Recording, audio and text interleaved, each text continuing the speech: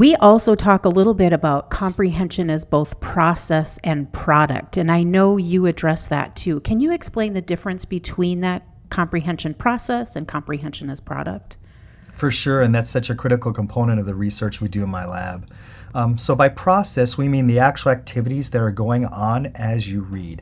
And by that, we're usually referring to cognitive processes. You could think about them as things going on in your brain, Yep. but we think about them as things going on in your mind, by which I mean the memories that you're creating, the attention that you're applying, the information that you're focusing on, your attempts to decode words and sounds into language, your attempts to understand what the themes are in a sequence of words that are suggesting some set of ideas.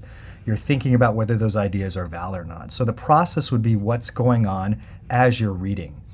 The product is what remains after that experience is ostensibly completed, after it's done.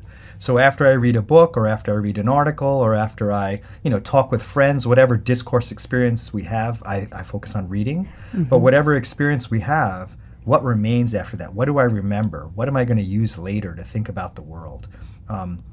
It's interesting from a researcher's perspective because we'd love to know a lot about process, but it's really hard to get at what's going on in the moment as someone reads a blog post or looks at a newspaper or consults a menu at a restaurant. It's hard to know what's going on then. It's easier to know what they remember afterwards because you can just ask them. Right.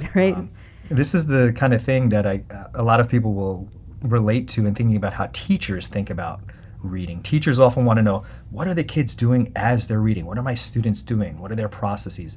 But the tools they have at hand are the tests they give after a kid read something or the report a student writes, which are the products.